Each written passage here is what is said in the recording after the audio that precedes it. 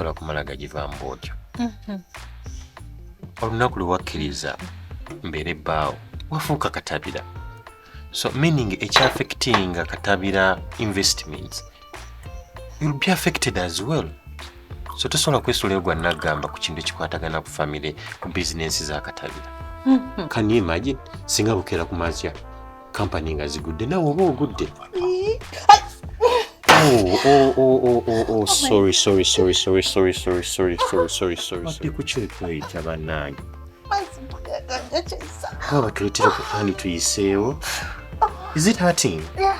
Oh, sorry dear. Let's go inside and put some honey. I'm going to check out honey more than honey. I'm even feeling cold. Sorry, Mufana. Sorry, you're going to be fine. Sorry. Sorry, hon. Sorry. With of sex.